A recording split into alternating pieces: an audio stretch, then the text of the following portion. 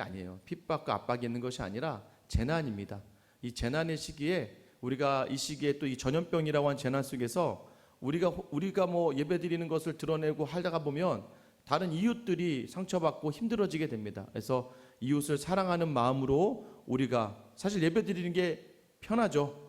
마음도 편하고 그냥 생각도 편한데 예배드리지 않고 각 가정에서 이렇게 하는 것은 말 그대로 이제 우리 주변의 사람들을 사랑하는 마음으로 재난 가운데 동참하는 그러한 거니까 결과적으로는 생명을 살리는 것에 집중하는 것이니까요.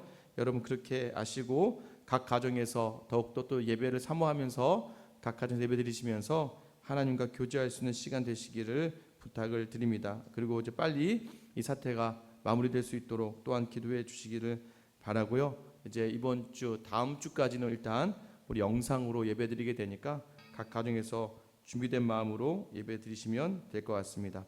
오늘 하나님의 말씀 보겠습니다.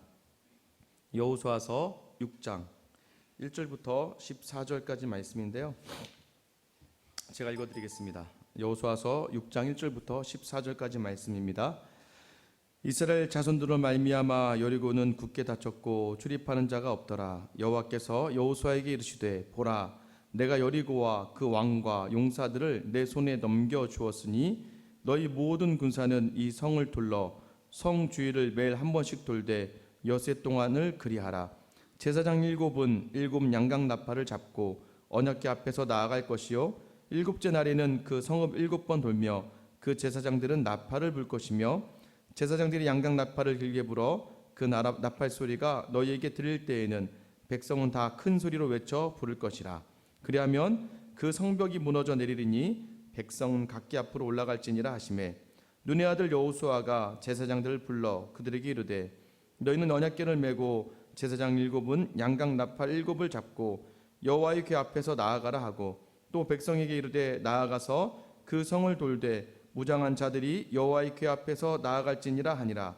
여호수아가 백성에게 이르기를 마침에 제사장 7은 양각 나팔 7을 잡고 여호와 앞에서 나아가며 나팔을 불고 여호와의 언약궤는 그 뒤를 따르며 그 무장한 자들은 나팔 부는 제사장들 앞에서 행진하며 후군은 궤 뒤를 따르고 제사장들은 나팔을 불며 행진하더라.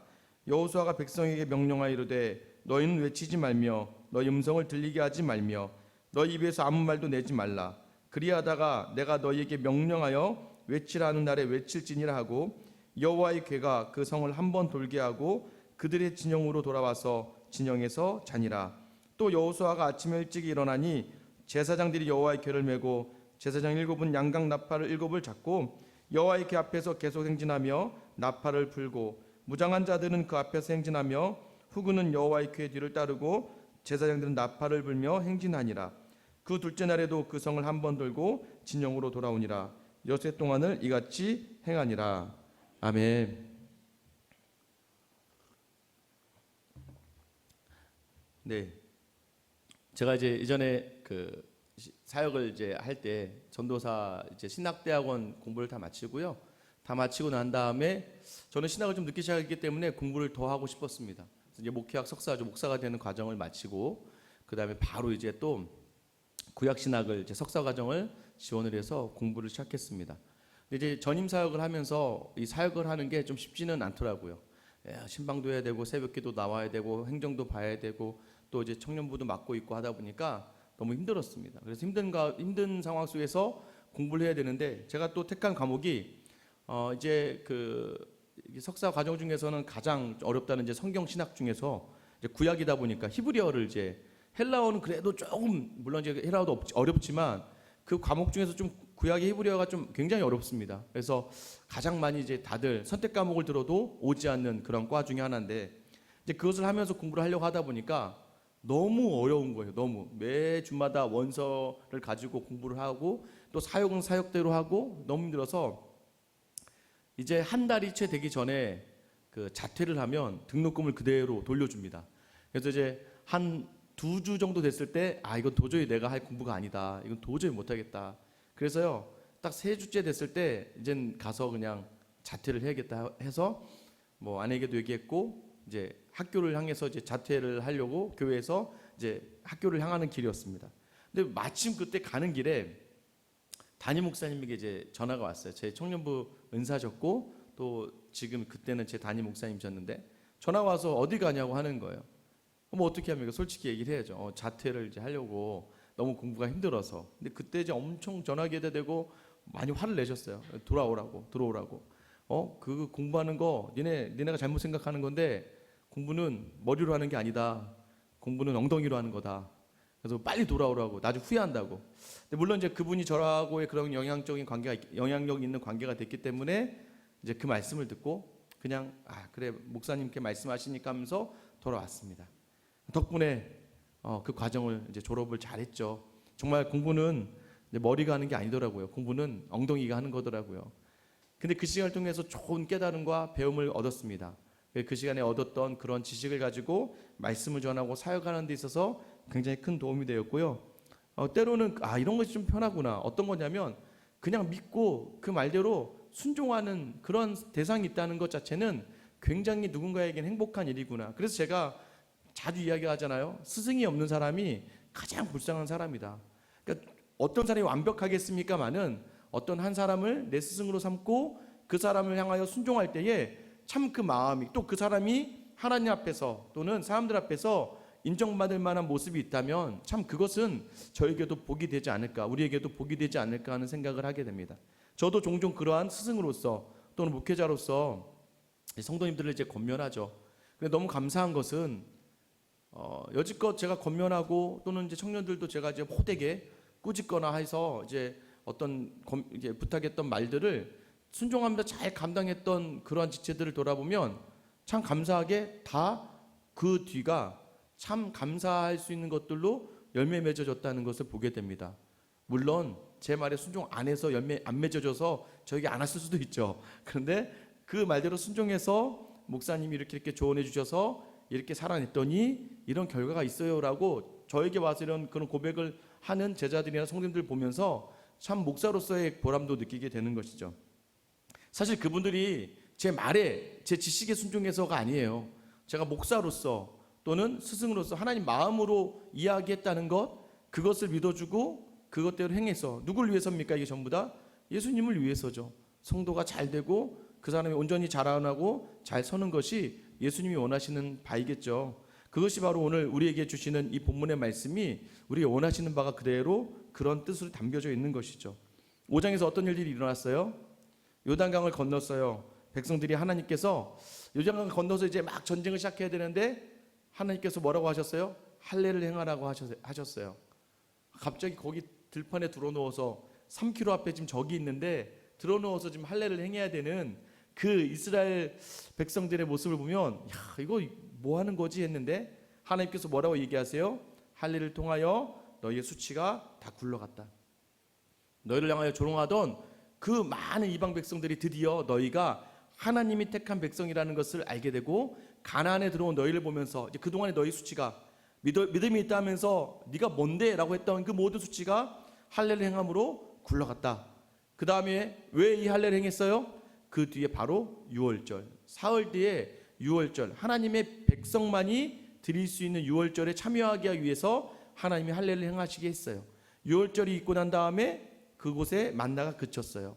이제는 젖으로 아니라 이제는 밥으로 신앙생활하는 사람으로서 니네가 말씀에 순종하면 천국을 누린다라고 하는 그러한 이제 하나님의 응답이 있는 거죠. 그 다음에 바로 또 전쟁이 있었나요? 아니에요. 여호수아 앞에 여호와의 군대 대장이 나타납니다. 그리고 다시 한번 발의 신을 벗어라라고 마음의 무장을 시키죠. 그렇게 발의 신을 벗는다는 건 무엇이었어요? 내 책임과 권한과 내 의지와 내 뜻을 다 주님 앞에 내려놓겠다. 여기까지 한 거예요. 자, 이제 이 정도 됐으면 자, 이제 전쟁 제대로 하는 거죠. 우리 본문의 1절 말씀 볼게요. 1절 말씀을 보면요. 이스라엘 자손들로 말미암아 여리고는 굳게 닫혔고 출입하는 자가 없더라라고 이야기합니다. 지금 여리고는 굳게 닫혔고요. 출입하는 자가 없대요. 지금 여리고는요. 전쟁을 대비하면서 이렇게 수비하기 위해서 만반의 준비를 한 상황이지만 실제적으로 전쟁을 준비했다기보다는요. 지금 이들이 두려움 가운데 있다는 것이 맞죠. 왜요? 여호수아서 5장 1절에 이렇게 기록되어 있습니다. 요단 서쪽의 아모리 사람들의 모든 왕들과 해변의 가나안 사람의 모든 왕들이 여호와께서 요단물을 이스라엘 자손들 앞에서 말리시고 우리를 건너게 하셨음을 듣고 마음이 녹았고 이스라엘 자손들 때문에 정신을 잃었더라. 5장 딱 시작할 때요, 할례 받기 전에, 그죠? 할례를 행하기 전에 이미 하나님께서 그 여리고에 있는 가나안 땅의 모든 왕들로 마음이 녹고 정신을 잃게 했다라고 이야기해요. 그러니까 하나님께서는 자기 백성들의 그런 신앙적 무장의 시간 가운데에서 감히 외부의 적들이 그 자기 백성을 치지 않도록 다 그들에게 두려움을 심어 주셨다라는 것을 이야기하시는 거죠. 하나님만을 바라보면서 온전히 결단할 수 있는 시간과 여유를 누릴 수 있도록 하나님께서 이 상황을 만들어 내신다는 거예요. 우리 이미 필요한 환경을 다 만들어 주시는 분, 그분이 바로 우리 하나님이시죠. 그 환경을 또 확신시켜 주시는 말씀이 2절 말씀이 우리에게 들려지죠. 2절입니다. 여호와께서 여호수아에게 이르시되 보라, 내가 여리고와 그 왕과 용사들을 내 손에 넘겨주었으니. 이 말이 무슨 말인가요? 하나님께서요, 여호수아에게 여리고와 그 왕과 용사들을 이미 어떻게 했다고요? 네 손에 주었다라는 거예요. 지금 전쟁 아직도 여리고 시작 안 했잖아요. 안 했는데도 하나님은 이미 완료된 상태로 얘기하시는, 이미 주었어 네 손에. 그런데 우리는 이 말에 대해서, 이 말이 참 우리에게 주시는 건 승리가 이미 확정된 건데요, 우리는 우리의 삶을 통해서 이 삶을 놓쳐요. 왜 놓칩니까? 우리 손에 없으니까. 지금 분명히 하나님은 네 손에 주었다라고 얘기했는데 우리가 세상의 눈으로 바라보면 우리 손에 있는 게 아무것도 없거든요. 그러니까 자꾸 우리는 어떻게 되냐면 그걸 놓쳐요. 그러니까 두려워하게 되고 자꾸 떨게 되고 숨게 되는 겁니다. 근데 이것을 무엇으로 바라봐야 되냐면 믿음의 눈으로 바라볼 수 있어야 돼요. 이것이 참 귀한 삶이에요. 하나님이 이미 내게 주셨다, 이미 내게 천국을 주셨고 하나님이 나를 주셨다라는 것을 봐야 되는 것이죠. 이 인생이 참 귀한 인생이죠. 그런데요, 이 말씀만 들으면 힘이 막 나지 않습니까? 이 말씀만 들으면 다 주셨대, 나가자, 이제 싸우자, 이기자, 이렇게 되는데요, 문제는 무엇입니까? 자, 제가 사진 하나 준비했습니다. 당시의 여리고성이에요. 저게 당시 여리고성인데요, 저게 무려 지금 이제 이 요단강 건넌 시간이 뭐 BC 1000년 전, 훨씬 이전인데 기원 전에 벌써 저렇게 성이 지어졌다는 거예요. 고대의 성읍 중에서 이제 그 애굽을 제외하고요, 저게 지금 밑에 부분이 이제 그 바위로 되어 있는 부분이 한 5m 정도 되고요, 5m에서 한 7m, 높은 데는 8m까지 되고 그 위에 성벽이 한 7, 8m 올라가 있는 거예요. 그러니까 한 15m 정도가 높게 올라져 있고, 그다음 어떻게 돼 있어요? 중간에 층이 있지만 또 성벽이 또 있죠. 중간에 두 번째 성벽이 시작되는 그 높이는 12m, 14m. 그러니까 저기를 딱 바라보는 순간 여러분 이제 그 생각을 해보셔야 돼요. 여호수아 갈렙은요, 애굽 생활을 했어요. 애굽의 피라미드를 봤을 거예요. 그러니까 엄청난 건축수를 봤기 때문에 여호수아 갈렙에게는 사실은 저게 막 와 위대하다까지는 아니지만 지금 젊은 이 이스라엘 군사들은요, 전부 다 광야 생활 가운데 태어났던 거의 그런 백성들이죠. 그러니까 이들은 저런 성을 처음 보는 거예요. 가나안 성을 처음 봅니다. 여러분 지금 아까 다 주었어 라고 하고 앞을 딱 바라봤는데 저 성읍이 딱 보인다면 여러분 어떤 마음이 드시겠습니까? 지금 사실 이스라엘 백성에게는요, 실제적으로 진짜 칼을 가지고 있는 건 여호수아밖에 없다는 거 아세요? 다 뭐 뭘로 싸운지 몰라요. 사실 뭐 돌로 던지고 막 그렇겠죠. 막 맨손으로 싸우고. 저거 보면은 정말 내 손으로 준 것 같다고 느껴졌을까요? 말씀은 이미 내 손에 줬어 라고 했는데 봤더니 여리고성이 딱 보이는 순간 여러분 어떤 생각이 들까요? 저 같으면 정말 다리 힘이 풀렸을 거예요. 야, 너한테 준 거야, 가서 취해. 딱 봤는데 올라가지도 못하겠는데요. 보니까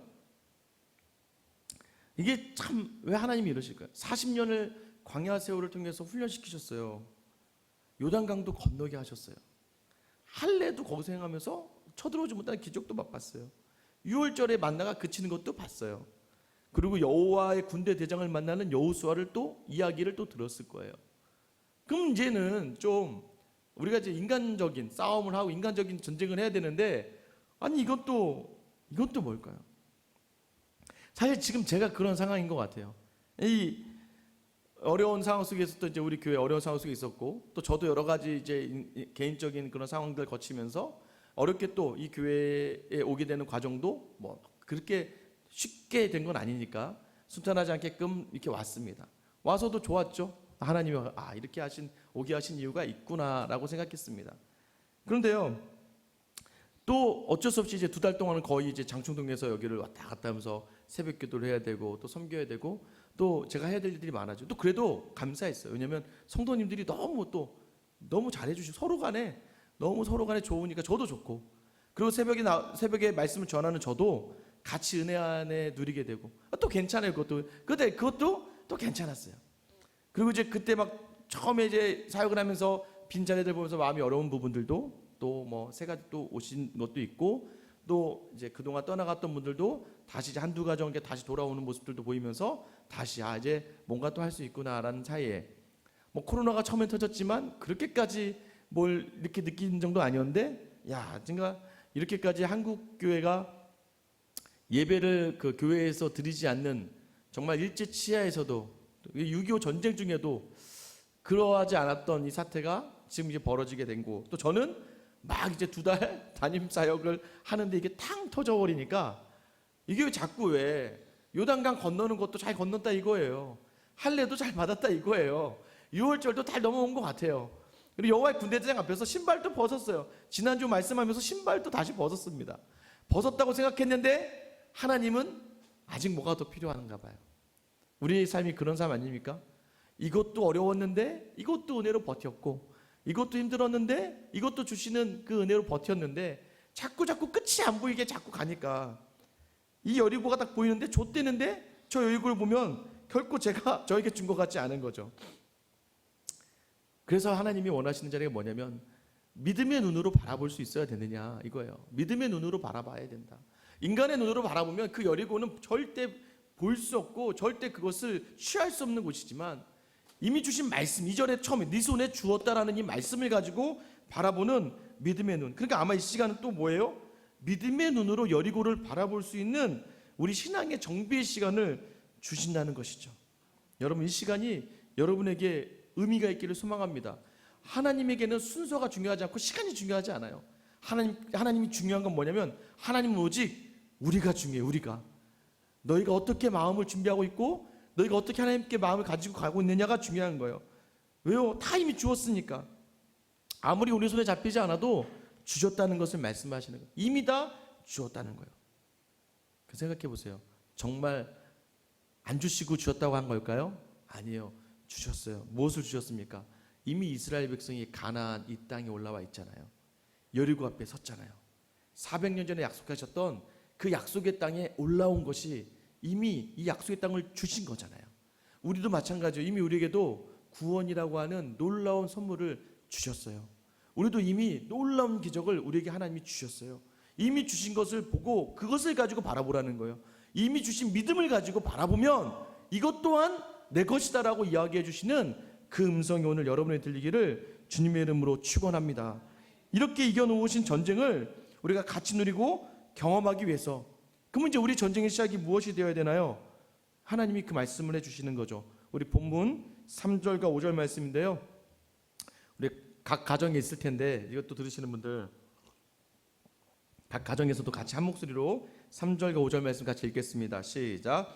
너희 모든 군사는 이 성을 둘러 성 주위를 매일 한 번씩 돌되 여세 동안을 그리하라.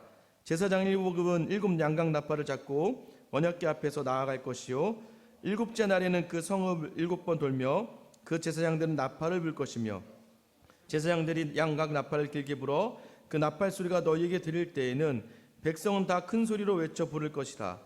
그리하면 그 성벽이 무너져 내리리니 백성은 각기 앞으로 올라갈지니라 하시매. 자, 이제 간단하면 이겁니다. 자, 여리고성 아까 봤죠? 여리고성을 하루에 한 바퀴 돌라는 거예요. 우리 잘 알아요. 이 내용은 한 바퀴 돌고 자 쉬어요. 그 다음 날 또 한 바퀴 돌아요.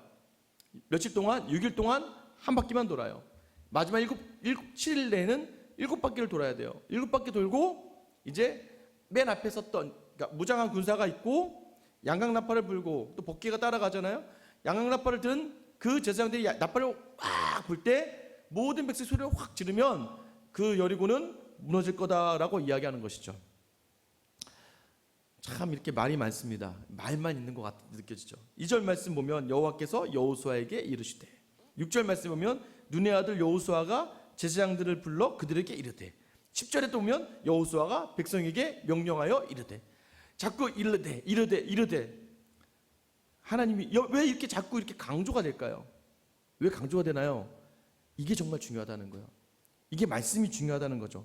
가장 집중해야 될 것이 있는데 그것이 뭐냐면 이 말씀이라는 거예요. 우리 말만 많구나가 아니라 말씀이 많이 나오는 이유는 이게 강조가 된다는 거죠. 하나님 주신 말씀, 그 말씀을 여호수아가 가지고 제사장들에게 말하고, 또 제사장들에게 주었던 말씀을 여호수아가 백성들에게 말하고, 이 하나님의 말씀을 전하고, 왜 말을 하면서 더 자신이 확신을 갖게 되는 것이죠. 우리에게 중요한 전쟁의 처음 시작은 이 말씀을 붙드는 거예요. 말씀을 붙들었다는 건 무엇을 얘기하는 거예요? 말씀을 들었고 말씀에 확신을 가지니까 그 말씀에 순종을 하게 되는 거죠. 순종. 여러분, 그런데요, 말이 안 되는 상황이잖아요. 여리고를 돌아. 성을 돌면 뭐가 무너져? 하루에 한 1시간 정도면 돼요. 이거 이렇게 하면 이것도 그냥 껌으로 먹는 거 아니야? 이거 한 바퀴 돌고 와서. 근데 마지막 7바퀴 돌 때는 좀 힘들었을 거예요. 한 7시간 돌아야 되니까 그건 쉽지 않았을 것 같은데. 여러분, 이스라엘이 이 말씀에 순종했죠. 왜 순종할 수 있었을까요? 할례도 행했는데요, 이거 못하겠습니까?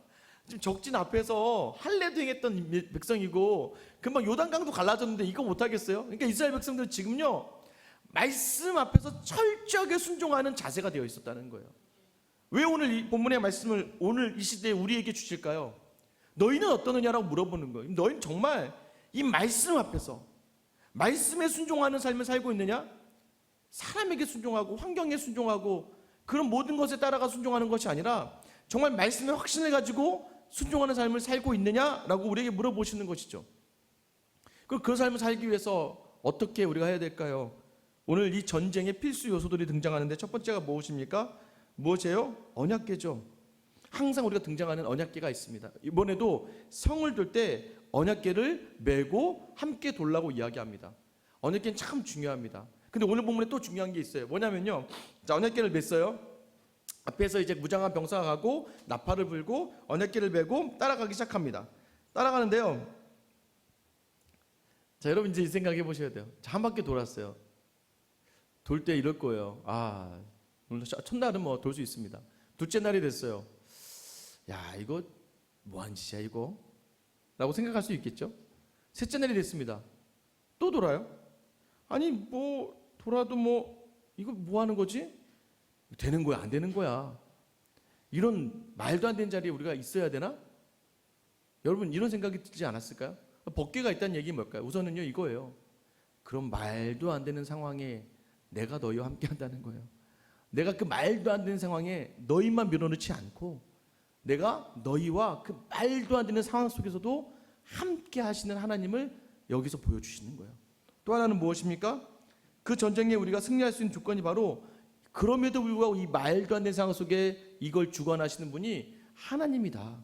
이 승리의 주관자 주체는 하나님이다라는 것을 함께 하심으로 보여주고 있는 거예요. 그래서 법궤가 우리와 함께 한다는 것을 기억하는 삶. 여러분, 정말 얼렁뚱땅한 상황, 하나님 이게 지금 맞는 거예요?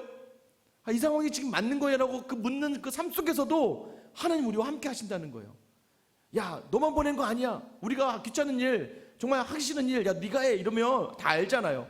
그런데 리더가, 사장님이 술성수범하면서 막 그 자리에 같이 있으면요, 밑에 있는 사람이 아무 말 못해요. 왜냐면 그 사장이 하는데, 그 리더가 하는데 어떻게 안 할 수가 있습니까? 같이 동참해서 아무 말 없이 할 수 있는 것처럼 내가 너희와 함께하고 있다는, 그 이상하다고 느껴지는 상황에서도 내가 너희와 함께하고 있다는 걸 알려주시는 것이 이 법궤예요. 두 번째는 무엇입니까? 두 번째는요, 우리가 잘 나오는 숫자가 있어요. 777, 7이 또 나오죠. 7명의 제사장이요, 7개 나팔을 들고요, 7일 동안요 7바퀴를 도는 거예요.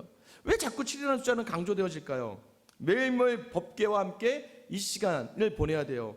무엇입니까? 하나님의 숫자라고 제가 얘기했어요. 완전한 숫자라고 이야기했어요. 무엇이냐면 이 시간이 하나님의 완전하신 하나님을 기억하고 기념하는 이 결단 속에서 비로소 이런 일들이 일어난다는 거죠. 무엇입니까? 완전하신 하나님이 선포하시는 그 완전한 말씀 속에서 우리도 준비되어져야 된다. 그렇게 이스라엘 백성들이요, 그 의미는 뭐냐면 그거밖에 없어요. 7을 세워라, 7바퀴를 돌아라, 7일 동안 해라. 이것이 무엇이냐면 전부 다 완전하신 하나님 앞에서 너희가 의지적으로 완전해지기를 결단해, 구별되기를, 거룩하기를 결단해야 된다. 그 마지막 날에 이게 무슨 날이냐면 6월절의 마지막 날. 여러분, 출애굽기 6월절의 마지막 날 어떤 일이 있었습니까? 홍해가 갈라졌어요.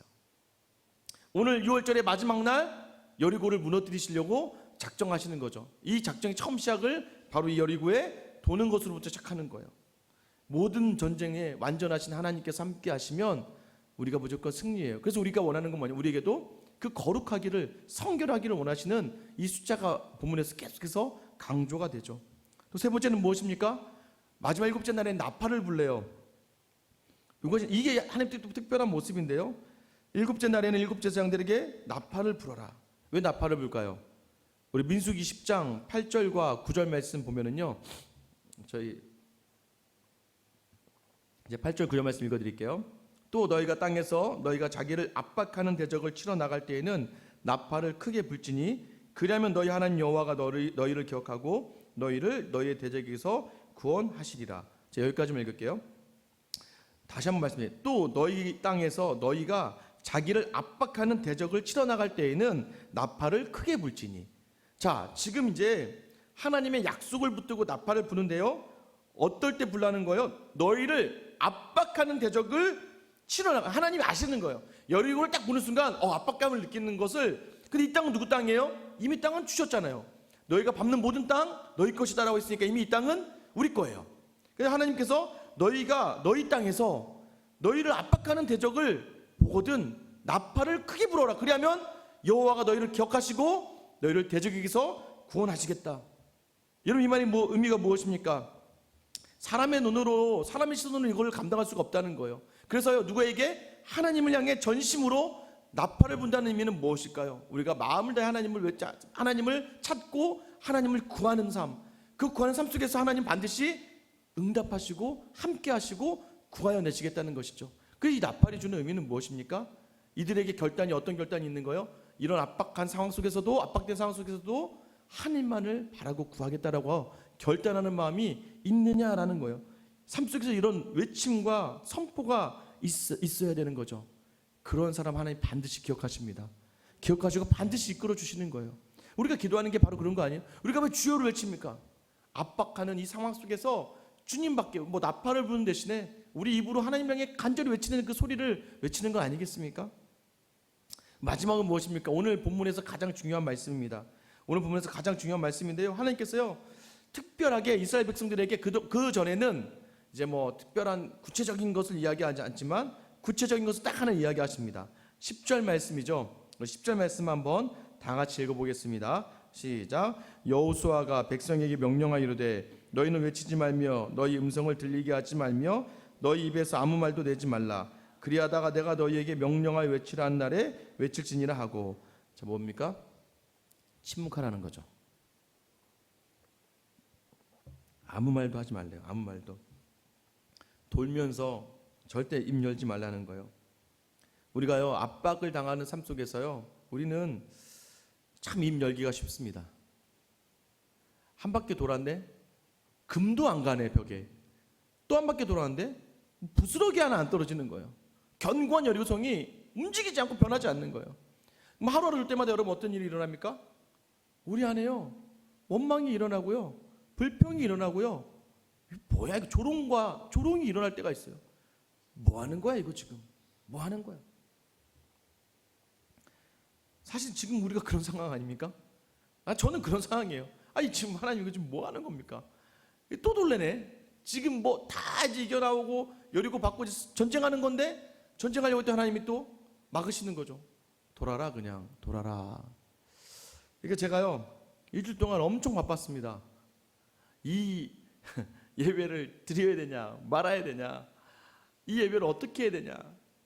그래서 일주일 동안요 정말 수없이 많은 분들하고 통화를 했습니다. 목사님들부터 시작해서 막 저를 걱정해 주시면 전화 오시는 분들 시작해서 계속 아내에게도 드려야 되냐 말아야 되나, 드리지 말까, 드려야 될까 말아야 될까. 여러분 이게 뭐예요? 입 연 거죠. 입을 연 거예요. 자꾸 막 열면서 어떻게 해요? 제 상황을 자꾸 대변해요. 아유 정말 열심히 와서 한번 해보려고 했더니 2달 만에 코로나가 터지고 이게 뭐 하는 건지 모르겠어요 하면서 사람들을 향해서 계속 얘기하게 되고, 여러분들도 마찬가지, 교회도 마찬가지죠.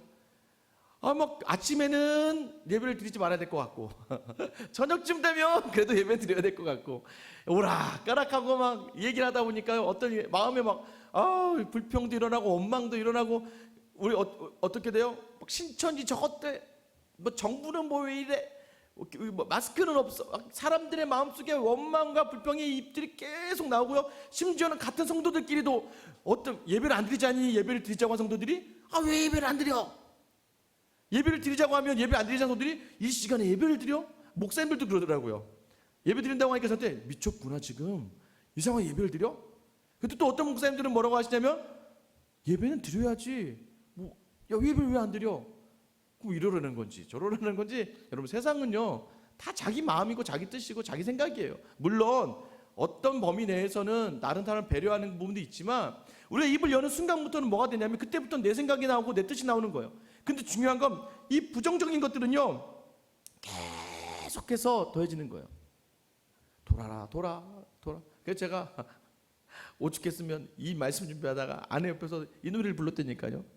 다시 돌고 뭐 이런 노래 있잖아요. 그랬더니 아내가 그거 부르고 짜증나 죽겠다고. 제가 부르면서 짜증나더라고요. 나도 짜증나 지금 내 상황이 그래. 도는 것 같아 계속 그냥. 금도 안 가고 부스러기도 안 떨어지고 아무것도 없고. 저 아시는 분들이요 다 하신 말이 있어요. 뭐냐면 그 교회는 금방 부흥될 거야. 또 이제 와서 성도님들 이야기 하잖아요. 그러면 그 교회 성도님 보면 금방 부흥될 거야. 부흥은 뭐 부스러기 하나 안 떨어지는구만. 뭐 답답해지는 사람이 되는 거죠. 보시는 분들마다 말은 이미 그러다 또 괜찮아졌다가 또 안 괜찮아졌다가 또 다시 도는 상황이 계속되는 것이죠. 그러나 오늘 본문 말씀에서 무엇입니까? 돌아. 근데 입 열지 말고 돌아. 입 여는 순간 정말 돌아버리는 거죠. 입 여는 순간 그 부정은 확 퍼져나가요. 우리가 자꾸 다른 사람 탓을 참 잘해요.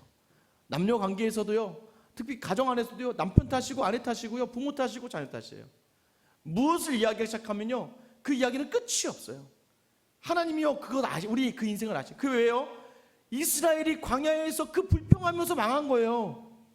이스라엘이 그 입을 열어 불평하고 원망하다가 쫄딱 망했습니다. 그래서 하나님이 그걸 어떻게 해요? 그런데 우리 하나님이요 그들을 버리지 않으세요. 우리 하나님은요 그들을 훈련시키세요.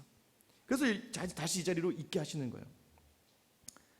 그래서 중요한 일이 있을 때는 여러분 사람에게 말하지 말고 입을 다물고 하나님한테만 말씀해야 됩니다. 제가 이 교회 오는 과정에서도 그랬고요. 정말 사람들하고 얘기하다 보면 답이 안 나오고 막 이 교회에 있는 과정에서도 그렇고요. 그러다가 그냥 문득 이 예배당에 앉아서 또는 말씀을 준비하다가 조용히 묵상을 하다 보면요 하나님 앞에서 그냥 탁 들어지는 게 가장 맞구나라고 느껴질 때가 참 많습니다. 예배를 드려야 될까요? 드리지 말아야 될까요? 참 어제 밤까지도 이 고민이 계속됐어요. 설교하면서도 계속. 그런데 중요한 건 무엇입니까? 우리가요 어떤 걸 선택할 때 이게 가장 답입니다. 뭐냐면요 마음에 좀 어려움이 있는 게 답이에요. 우리 교회는요 솔직히 큰 교회들도 힘들다고 하지만 큰 교회들이야 큰 교회니까. 근데 우리는요 우리 교회처럼 작은 교회는요 예배 한번 안 드리고 다시 예배 드리려고 하기가 좀 어렵습니다.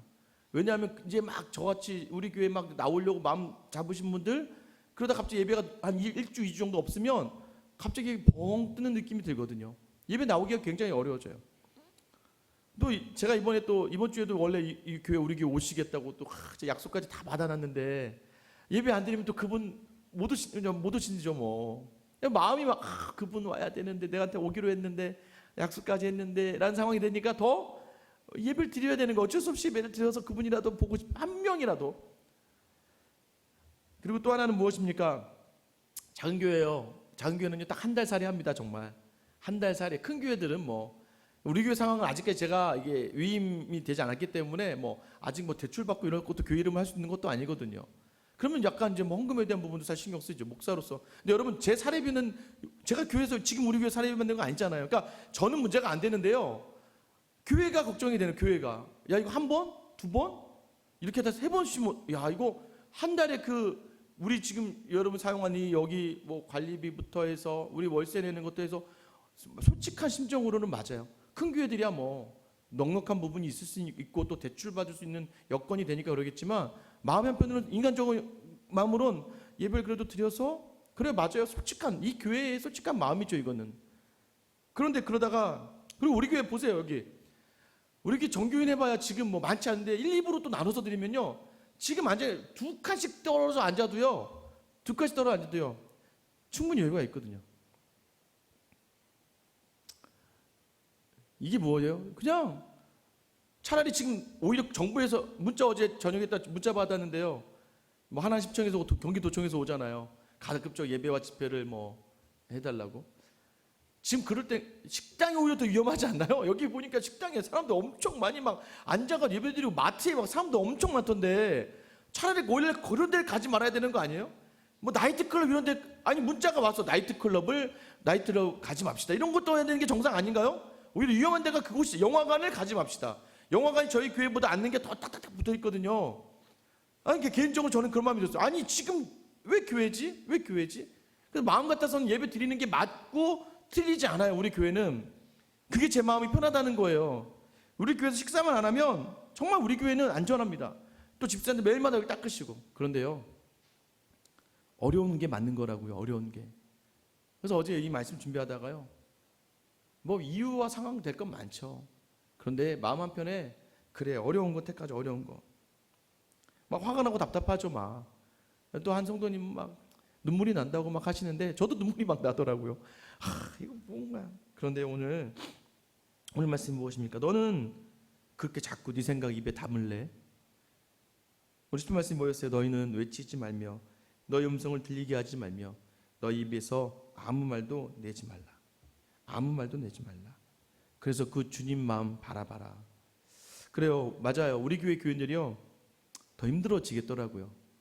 믿지 않은 남편, 믿지 않은 부모, 믿지 않은 자녀 또 그런 분들이요 많이 나오지 못하는 죄책감이 또 있잖아요. 나오지 못하는 죄책도 있고 또 나와도요 문제래요. 요즘에 회사에서 오늘 교회 나왔다가 내일 가서 회사에서 너 교회 갔다 왔어? 그러면요 왠지 이거 신천지와 같이 동일하게 매도되어져 버리는 거예요. 그 인간적인 욕심을 내려놓으라. 정말 한 주가 저에겐 스펙타클했습니다. 아침과 저녁이 다르고요. 설교 준비가 안 되는 거예요. 왜냐면 이 설교 준비가 집중을 해서 설교를 준비해야 되는데 막 이게 안 되니까 여전히 이제 내일부터 또 새벽기도 영상이 올라가잖아요. 그렇게 여러분에게도 이 영상을 보고 있는 여러분에게도 그렇게 돌라고 하는 거예요. 돌아라. 하는 이게 뭔가요? 돌아. 그냥 말하지 말고 돌아. 순종하며 돌아. 어제 결정적인 건 뭐였냐면요. 저 왔는데 얼마 안 됐는데 이러다가 갑자기 제가 이제 이 교회 올 때 저희 이 교회 이제 뭐 이렇게 이력서 내거나 할 때 추천해 주신 목사님이 계세요. 제가 예전에 한번 설교 시간도 말씀드렸지만 한 10년 넘게 전에 이제 제가 처음 섬겼던 그 전도 섬겼던 교회의 행정 목사님이 이제 그때 제가 있는 중에 이제 그 개척을 하셨거든요. 그래서 아내하고도 그 교회 한번 갔다 왔었어요. 그 교회 갔다 와서 이제 개척 교회가 참 힘들구나라는 것을 이제 알게 되었거든요. 어제 갑자기 여러 상황이었는데요. 제가 원래 그 정도까지 그분에게 그냥 전화 한번 드려야겠다. 그분하고 뭐 드려야 되냐 말아야 되냐 이런 얘기를 하려고 한 게 아니라 그냥 전화 한번 드려야겠다라는 생각을 하게 됐어요. 그래서 어제 이제 저녁쯤에 이제 전화를 했습니다. 전화를 드렸더니 서로 이제 안부를 물었죠. 이 얘기를 하다가 목사님하고 이 얘기를 하다가 목사님 어떻게 지내세요? 했더니 잘 지낸다고. 10년째 이제 개척을 하신 거니까. 저도 이제 물어봤죠. 목사님 어떠세요? 요즘에 성도들은 어때요? 했더니 한 30명 정도 나온다고 하시더라고요. 그래도 꾸준히 그때 저희가 한 10년 전에 갔을 때 10명 내외로 좀 있었는데 그러면 어쨌든 간에 1년에 한 2명씩은 꾸준히 온 거니까 그래도 그래도 늘 성장을 했네요. 근데 힘들죠. 힘든 상황이죠. 제가 원래는 통화 중에 그런 얘기를 잘 묻지 않는데 목사님 사모님은 좀 어떠세요? 라고 물어봤는데 갑자기 흠칫하시더라고요. 그래서 목사님 무슨 사모님 어디 아프세요? 무슨 일 있으세요? 했더니 암으로 한 3, 4기 정도 되셨다고 그러더라고요. 그 10년의 세월을 개척교회에서 섬기는 그 삶이 또 넉넉하지 않는 재정의 삶 속에서 자녀들을 뒷바라지 않는 그 삶이 쉬웠겠습니까? 그러니 여러 가지 스트레스도 있고 아픔도 있고 하다 보니까 이제 암 3, 4기 정도 됐다고 하시더라고요. 그런데 이 목사님하고 통화하는데 목사님이 아니 근데 뭐 괜찮아. 이러다가 그래서 뭐 괜찮아요? 했더니 그래도 뭐 요즘에는 항암을 약으로 한대요. 좀 나은 쪽이라서 약으로 하고 좋아지고 있어라고 얘기하시더라고요. 그러면서 오히려 이 시간을 통해서 성도들이 더 교회에 대한 그 열심을 가지고 또 사모님의 그 상황을 보면서 더 지금 집중하고 있고 참 어떻게 보면 감사할 일이 많다라고 하시는데 그 말씀 듣는데 참 제가 부끄러웠습니다. 막 2달밖에 안 됐고 어떻게 보면 2달 시작한 저보다도 더 어려운 환경 속에 있는 목사님이신데 그런데도 불구하고 그 목사님은 괜찮아. 그럼 저에게 오히려 저를 위로하시면서 저 2달밖에 안 돼 저를 위로하시면서 하나님이 다 해주셔요. 하나님 다 해주셔요. 그러니까 목사님 힘내세요. 그냥 쭉 가시면 돼요. 그렇게 하면서 말씀해 주신 그 목사님의 위로가 참 저에겐 큰 위로가 됐어요. 아, 그렇지. 이제 2달인데 아직 하나님이 하실 일들이 많은데. 하나님이 오늘 우리에게 이런 말씀 주시죠. 저한테 소리를 내지 말라고 하시는 거예요. 여러분의 삶 속에도 마찬가지입니다. 야, 네 입 좀 열지 말아라. 야, 그 입 좀 열지 말고 침묵을 좀 하고 말씀에 좀 집중을 좀 해봐. 내가 너에게 명령한 거 반드시 지켜줄 테니까. 마지막 11절의 말씀이요. 여호와의 궤가 그 성을 한번 돌게 하고 그들이 진영으로 들어와서 진영에서 자니라. 한번 해봤더니요 잤대요. 그럼 잤다는 얘기는 무엇입니까? 평안을 주셨다는 얘기입니다. 오늘 우리가요 말도 안 되는 이 일에 순종하고 한번 돌고만 나도 주시는 축복이 있다는 겁니다. 하나님의 말씀에 순종하는 삶이요